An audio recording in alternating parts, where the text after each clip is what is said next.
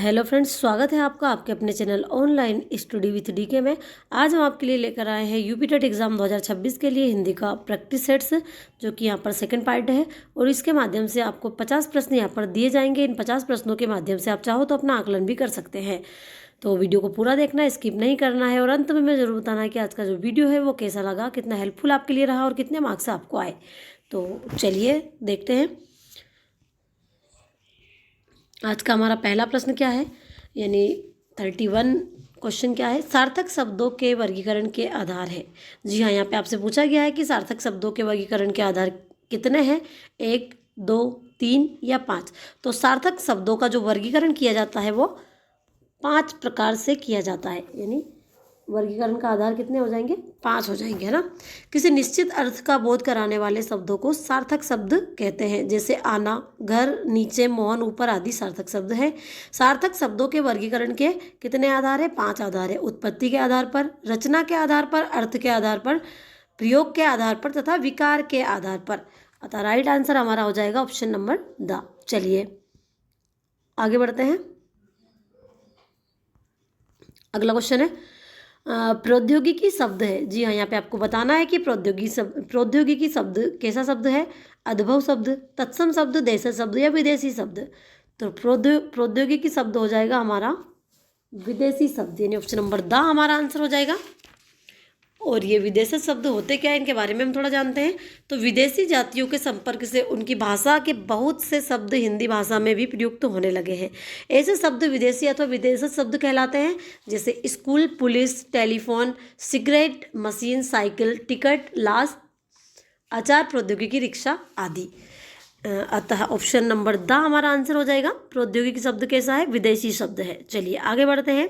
अगला क्वेश्चन है देशज शब्द है। जी हाँ, यहाँ पे आपको बताना है कि देशज शब्द कौन सा है इनमें से।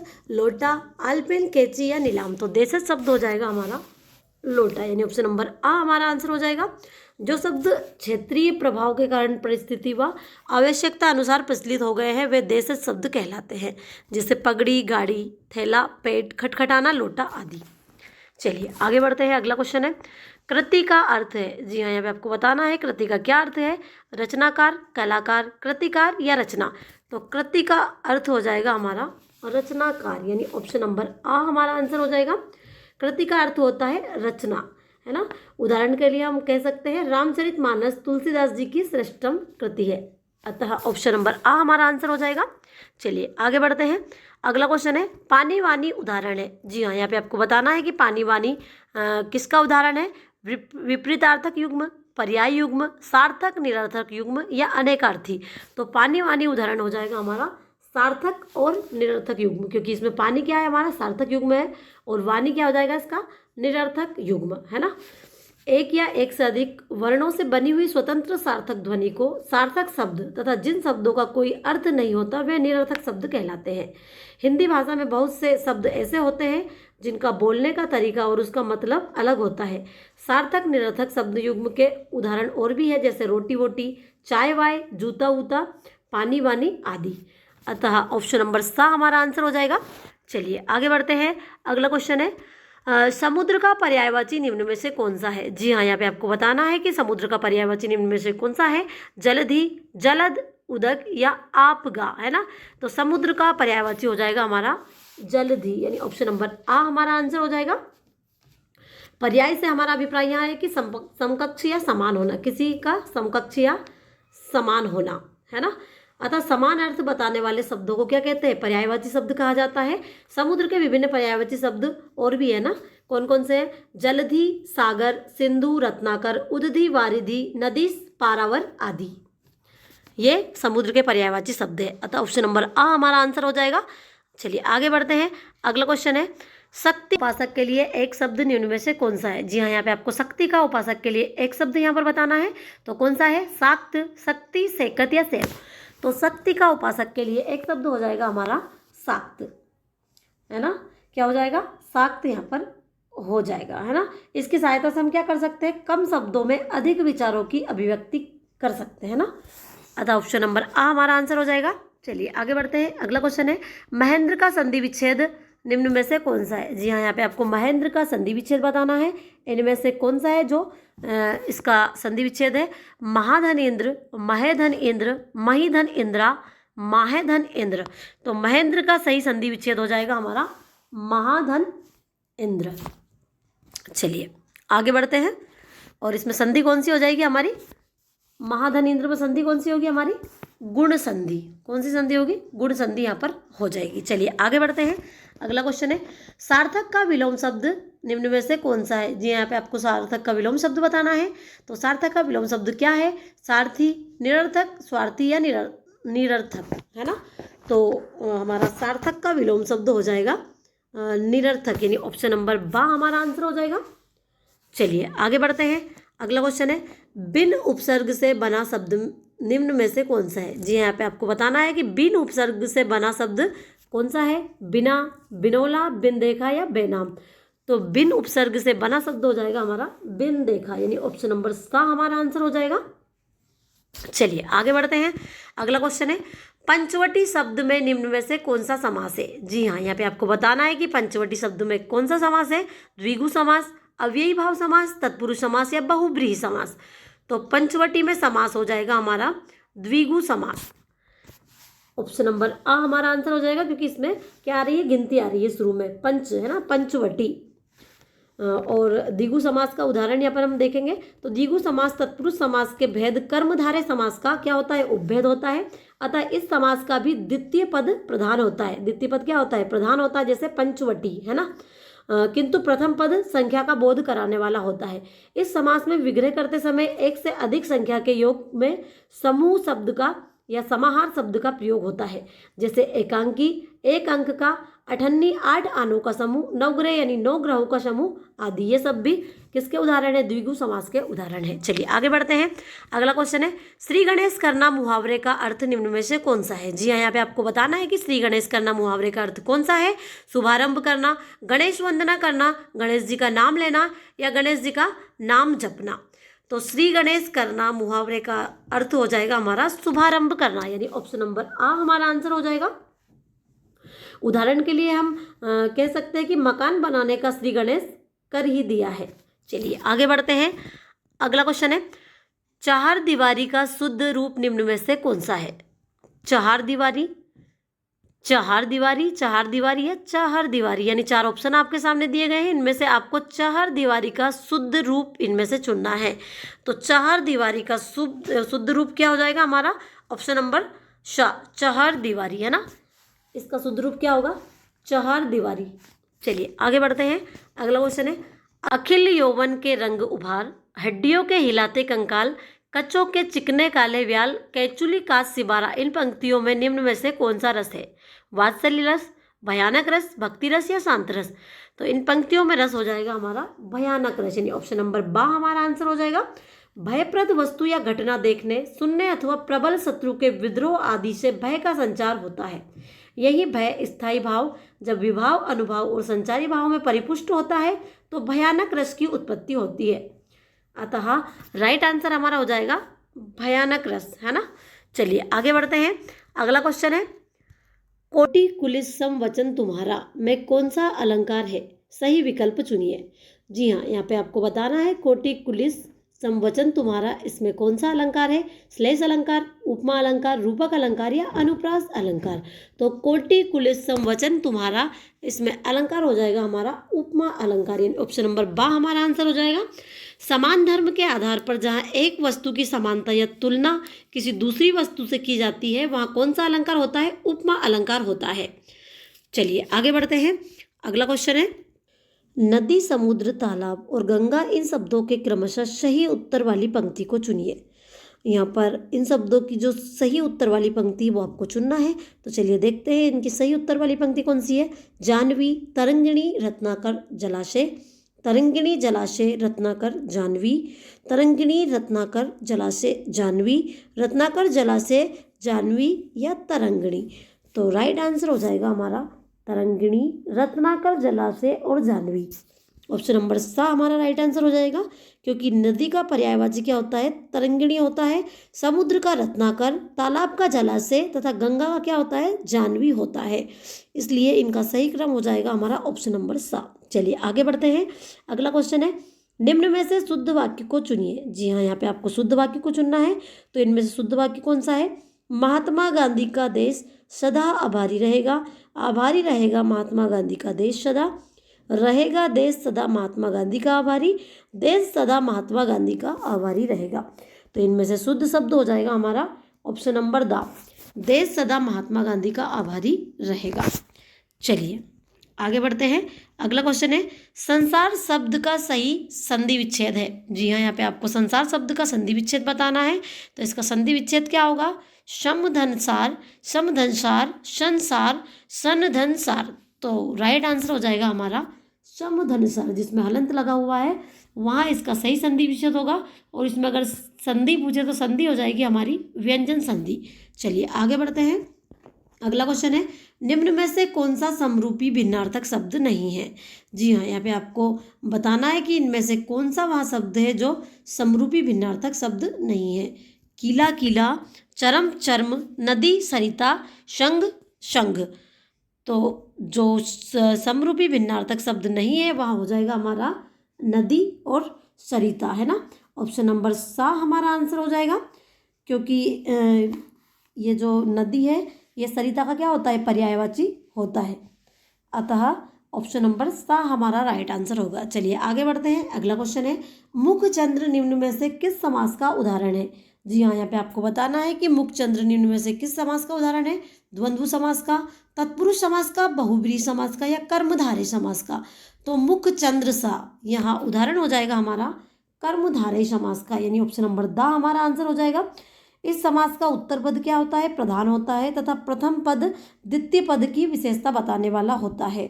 अर्थात प्रथम पद विशेषण या उपमान के रूप में तथा उत्तर पद विशेष या उपमेय के रूप में प्रयुक्त होता है। अतः राइट आंसर हो जाएगा हमारा कर्मधारय समास। चलिए आगे बढ़ते हैं। अगला क्वेश्चन है, मध्यकालीन अरबी तथा फारसी साहित्य में भारत की भाषाओं के लिए किस शब्द का प्रयोग मिलता है। जी हाँ, यहाँ पे आपको बताना है कि मध्यकालीन अरबी तथा फारसी साहित्य में भारत की भाषाओं के लिए किस शब्द का प्रयोग मिलता है, रैखता, दुहा, जबान ए हिंद या हिंदी। तो मध्यकालीन और अरबी तथा फारसी साहित्य में भारत की भाषाओं के लिए एक शब्द मिलता है हमारा जबान ए हिंद, यानी ऑप्शन नंबर सी हमारा आंसर हो जाएगा। अगला क्वेश्चन है, खालिक बारी किसकी रचना है। जी हाँ, यहाँ पे आपको बताना है कि खालिक बारी किसकी रचना है, खालिक खलक की, रहीम की, अमीर खुसरो की या अकबर की। तो खालिक बारी रचना हो जाएगी हमारी अमीर खुसरो की। यहाँ अरबी, फारसी और हिंदी के शब्दों का एक पद्यमय शब्दकोश है जिसे प्रसिद्ध सूफी गायक और कवि अमीर खुसरो ने लिखा था। चलिए आगे बढ़ते हैं। अगला क्वेश्चन है, खड़ी बोली हिंदी में सर्वप्रथम रचना करने वाले कवि का नाम है। जी हाँ, यहाँ पे खड़ी बोली हिंदी में सर्वप्रथम रचना करने वाले कवि का नाम आपको बताना है। तो खड़ी बोली हिंदी में सर्वप्रथम रचना किसने की थी, जायसी, अमीर खुसरो, विद्यापति या भारतेंदु। तो खड़ी बोली हिंदी में सर्वप्रथम रचना करने वाले कवि है हमारे अमीर खुसरो, यानी ऑप्शन नंबर बी हमारा आंसर हो जाएगा। और अमीर खुसरो को हिंद का तोता भी कहा जाता है, यहाँ भी आपको याद रखना है। चलिए आगे बढ़ते हैं। अगला क्वेश्चन है, हिंदी के उद्भव का सही क्रम है। जी हाँ, यहाँ पे आपको हिंदी के उद्भव का सही क्रम बताना है कि हिंदी के उद्भव का सही क्रम क्या है, पाली, प्राकृत, अपभ्रंश या अवहट, प्राकृत, पाली, अवहट, अपभ्रंश, अपभ्रंश, प्राकृत, अवहट, पाली, अवहट, प्राकृत, पाली या अपभ्रंश। तो हिंदी के उद्भव का सही क्रम हो जाएगा हमारा पाली, प्राकृत, अपभ्रंश और अवहट, है ना। सबसे पहले क्या आएगी हमारी पाली, फिर प्राकृत, फिर अपभ्रंश और फिर उसके उत्तर में आएगी हमारी अवहट। चलिए आगे बढ़ते हैं। अगला क्वेश्चन है, अपभ्रंश को पुरानी हिंदी किसने कहा। जी हाँ, यहाँ पे आपको बताना है कि अपभ्रंश को पुरानी हिंदी किसने कहा, ग्रियर्सन ने, श्याम सुंदर दास ने, चंद्रधर शर्मा गुलेरी ने या भारतेंदु ने। तो अपभ्रंश को पुरानी हिंदी कहा हमारे चंद्रधर शर्मा गुलेरी ने। चलिए आगे बढ़ते हैं। अगला क्वेश्चन है, साहित्यिक अपभ्रंश को पुरानी हिंदी किसने कहा था। यहाँ पे आपको बताना है कि जो साहित्यिक अपभ्रंश है उसको पुरानी हिंदी किसने कहा था, आचार्य रामचंद्र शुक्ल, हजारी प्रसाद द्विवेदी, शिव सिंह सेंगर या राहुल सांकृत कात्यायन, है ना। तो राइट आंसर हो जाएगा हमारा ऑप्शन नंबर ए, आचार्य रामचंद्र शुक्ल। साहित्यिक अपभ्रंश को पुरानी हिंदी, आचार्य रामचंद्र शुक्ल ने कहा। उन्होंने अपनी प्रसिद्ध पुस्तक हिंदी साहित्य का इतिहास में अपभ्रंश को पुरानी हिंदी के रूप में उल्लेख किया है। चलिए आगे बढ़ते हैं। अगला क्वेश्चन है, अपभ्रंश की उत्तरकालीन अवस्था का नाम है। जी हाँ, यहाँ पे आपको बताना है कि अपभ्रंश की उत्तरकालीन अवस्था का नाम क्या है। पाली, प्राकृत, संस्कृत या अव्वहट। तो अपभ्रंश की उत्तरकालीन अवस्था का नाम हो जाएगा हमारा अव्वहट, यानी ऑप्शन नंबर डी हमारा आंसर हो जाएगा। अपभ्रंश के बाद में क्या आया हमारा, अव्वहट। चलिए आगे बढ़ते हैं। अगला क्वेश्चन है, शोरसेनी अपभ्रंश से किस उपभाषा का विकास हुआ। जी हाँ, यहाँ पे आपको बताना है कि शोरसेनी अपभ्रंश से किस उपभाषा का विकास हुआ। बिहारी, राजस्थानी, बांग्ला या पंजाबी। तो शोरसेनी अपभ्रंश से जिस उपभाषा का विकास हुआ वह हो जाएगी हमारी ऑप्शन नंबर बी, यानी राजस्थानी भाषा, उपभाषा। ऑप्शन नंबर बी हमारा आंसर हो जाएगा। चलिए आगे बढ़ते हैं। अगला क्वेश्चन है, अपभ्रंश और पुरानी हिंदी के मध्य का समय कहा जाता है। जी हाँ, यहाँ पे आपको बताना है कि अपभ्रंश और पुरानी हिंदी के मध्य का समय क्या कहा जाता है। उत्कर्ष काल, अवसान काल, समक्रांति काल या प्राकृत काल। तो अपभ्रंश और पुरानी हिंदी के मध्य का जो समय है उसे समक्रांति काल कहा जाता है, यानी ऑप्शन नंबर सी हमारा आंसर हो जाएगा। चलिए आगे बढ़ते हैं। अगला क्वेश्चन है, चंद्रधर शर्मा गुलेरी ने किसको पुरानी हिंदी का प्रथम कवि माना है। जी हाँ, यहाँ पे आपको बताना है कि चंद्रधर शर्मा गुलेरी ने किसको पुरानी हिंदी का प्रथम कवि माना है। सरहपाद को, स्वयंभू को, राजा मुंज को या पुष्पदंत को। तो चंद्रधर शर्मा गुलेरी ने पुरानी हिंदी का कवि, प्रथम कवि माना है राजा मुंज को, यानी ऑप्शन नंबर सी हमारा आंसर हो जाएगा। चलिए आगे बढ़ते हैं। अगला क्वेश्चन है, अपभ्रंश को प्राकृताभास हिंदी किसने कहा। जी हाँ, यहाँ पे आपको बताना है कि अपभ्रंश को प्राकृताभास हिंदी किसने कहा। चंद्रधर शर्मा गुलेरी ने, राहुल सांकृत्यायन ने, रामचंद्र शुक्ल ने या हजारी प्रसाद द्विवेदी ने। तो अपभ्रंश को प्राकृताभास हिंदी कहा है हमारे रामचंद्र शुक्ल जी ने। चलिए आगे बढ़ते हैं। अगला क्वेश्चन है, पंजाबी का विकास अपभ्रंश के किस रूप से हुआ। जी हाँ, यहाँ पे आपको बताना है कि पंजाबी का विकास अपभ्रंश के किस रूप से हुआ। महाराष्ट्री, मागधी, ब्रांचड़ या पैसाची। तो पंजाबी का विकास हुआ हमारा पैसाची रूप से। किससे, पैसाची रूप से हुआ, यानी ऑप्शन नंबर डी हमारा राइट आंसर हो जाएगा। चलिए आगे बढ़ते हैं। अगला क्वेश्चन है, बिहारी, बांग्ला, उड़िया और असमिया भाषाओं का उद्भव किस अपभ्रंश से हुआ। जी हाँ, आपको यहाँ पे बताना है कि बिहारी, बांग्ला, उड़िया और असमिया भाषाओं का उद्भव किस अपभ्रंश से हुआ। मागधी, अर्धमागधी, पैसाची या शोरसेनी। तो बिहारी, बांग्ला, उड़िया और असमिया भाषाओं का जो उद्भव हुआ है वह हुआ हमारा मागधी अपभ्रंश से, यानी ऑप्शन नंबर ए हमारा राइट आंसर होगा। चलिए आगे बढ़ते हैं। अगला क्वेश्चन है, अर्धमागधी अपभ्रंश से किसका विकास हुआ है। जी हाँ, यहाँ पे आपको बताना है कि अर्धमागधी अपभ्रंश से किसका विकास हुआ है। पश्चिमी हिंदी का, पूर्वी हिंदी का, मराठी का या गुजराती का। तो अर्धमागधी अपभ्रंश से विकास हुआ हमारा पूर्वी हिंदी का, यानी ऑप्शन नंबर बी हमारा राइट आंसर होगा। चलिए आगे बढ़ते हैं। अगला क्वेश्चन है, शोरसेनी अपभ्रंश से उत्पन्न भाषाएं हैं। जी हाँ, यहाँ पे आपको बताना है कि शोरसेनी अपभ्रंश से उत्पन्न भाषाएं कौन कौन सी है। ब्रजभाषा, अवधी, कुमाऊनी और गढ़वाली, पश्चिमी हिंदी, राजस्थानी, पहाड़ी और गुजराती, बिहारी, बांग्ला, उड़िया और असमिया, लहदा, पंजाबी, गुजराती और मराठी। तो शोरसेनी अपभ्रंश से उत्पन्न भाषाएं हैं वो है हमारी पश्चिमी हिंदी, राजस्थानी, पहाड़ी और गुजराती। ऑप्शन नंबर बी हमारा राइट आंसर होगा। चलिए आगे बढ़ते हैं। हिंदी साहित्य इतिहास के विभिन्न कालों के नामकरण का प्रथम श्रेय किसको दिया जाता है। जी हाँ, यहाँ पे आपको बताना है कि हिंदी साहित्य इतिहास के विभिन्न कालों के नामकरण का प्रथम श्रेय किसको दिया जाता है। जॉर्ज ग्रियर्सन, गारसा दत्ताशी, रामचंद्र शुक्ल और भारतेंदु हरिश्चंद्र। तो हिंदी साहित्य इतिहास के विभिन्न कालों के नामकरण का प्रथम श्रेय जाता है हमारे जॉर्ज ग्रियर्सन, यानी ऑप्शन नंबर ए हमारा राइट आंसर होगा। चलिए आगे बढ़ते हैं। अगला क्वेश्चन है, इतिहास के सर्वप्रथम लेखक का नाम क्या है। जी हाँ, यहाँ पे आपको बताना है कि हिंदी साहित्य के इतिहास के सर्वप्रथम लेखक का नाम क्या है। George Grierson, Shiv Singh Sengar, Ramchandra Shukla, गारसा दत्ताशी। तो हिंदी साहित्य के इतिहास के सर्वप्रथम लेखक होंगे हमारे जॉर्ज ग्रियर्सन, यानी ऑप्शन नंबर ए हमारा राइट आंसर हो जाएगा। चलिए आगे बढ़ते हैं। अगला क्वेश्चन है, हिंदी साहित्य के आरंभिक काल को आचार्य रामचंद्र शुक्ल ने क्या कहा? जी हाँ, यहाँ पे आपसे पूछा गया है कि हिंदी साहित्य का जो आरंभिक काल है उसको आचार्य रामचंद्र शुक्ल ने क्या कहा है?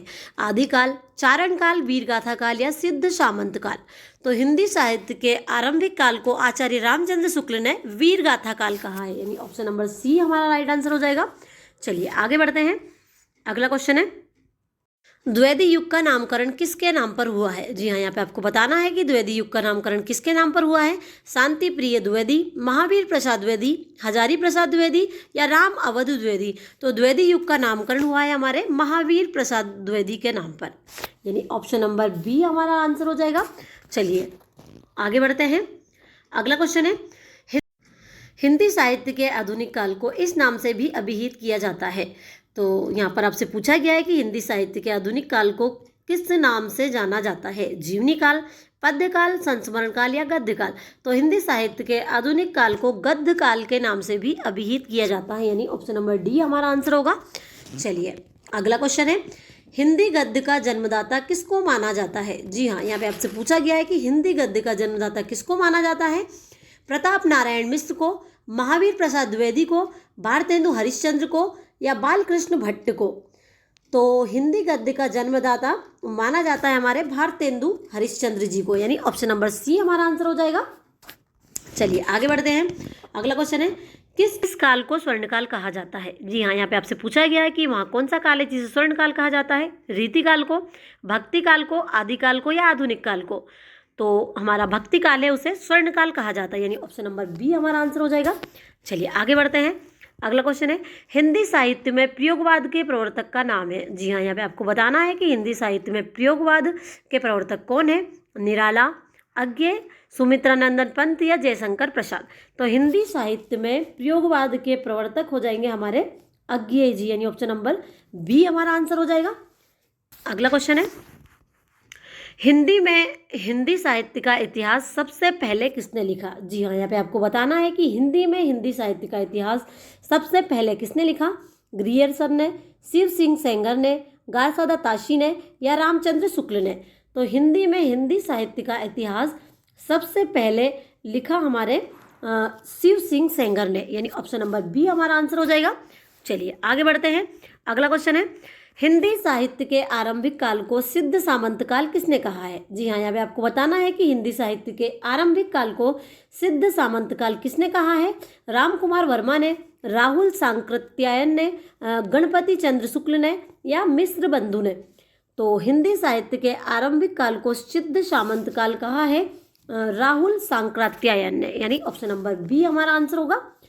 चलिए आगे बढ़ते हैं। अगला क्वेश्चन है, आचार्य शुक्ल के अनुसार हिंदी साहित्य का आविर्भाव कब से माना जा सकता है?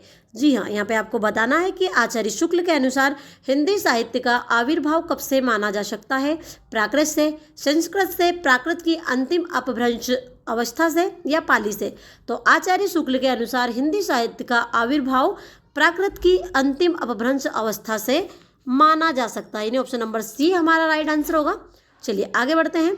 अगला क्वेश्चन है, इनमें से किसने हिंदी साहित्य का इतिहास नहीं लिखा? जी हाँ, यहाँ पे आपको बताना है कि इनमें से किसने हिंदी साहित्य का इतिहास नहीं लिखा? डॉक्टर नगेंद्र ने, लक्ष्मी सागर वार्ष्णेय ने, राम कुमार वर्मा ने या बच्चन सिंह ने? तो इनमें से हिंदी साहित्य का इतिहास नहीं लिखा हमारे डॉक्टर नगेंद्र ने, यानी ऑप्शन नंबर ए हमारा राइट आंसर हो जाएगा। चलिए आगे बढ़ते हैं।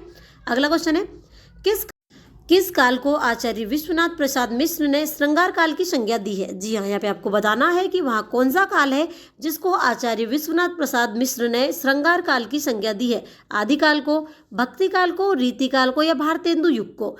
तो रीति काल को आचार्य विश्वनाथ प्रसाद मिश्र ने श्रृंगार काल की संज्ञा दी है, यानी ऑप्शन नंबर सी हमारा राइट आंसर होगा।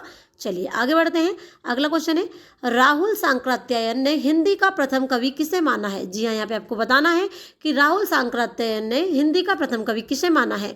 शरहपाद पुष्प को, शालिभद्र सूरी को, स्वयंभू को? तो राहुल सांकृत्यायन ने हिंदी का प्रथम कवि माना है हमारे शरहपाद, ऑप्शन नंबर ए हमारा राइट आंसर हो जाएगा। और अगला और लास्ट क्वेश्चन है, हिंदी का प्रथम गद्यकार कौन था? जी हाँ, यहाँ पे आपको बताना है कि हिंदी का प्रथम गद्यकार कौन था? राजा शिव प्रसाद सितारे हिंद, लल्लू लाल, बालकृष्ण भट्ट या भारतेंदु हरिश्चंद्र। तो हिंदी के प्रथम गद्यकार थे हमारे राजा शिव प्रसाद सितारे हिंद, यानी ऑप्शन नंबर ए हमारा राइट आंसर होगा। तो ये थे हमारे आज के 50 क्वेश्चंस जो यहीं पर खत्म होते हैं। वीडियो अच्छी लगी हो तो वीडियो को लाइक, चैनल को सब्सक्राइब जरूर कीजिएगा। मिलते हैं आपसे अगले वीडियो में, तब तक के लिए धन्यवाद।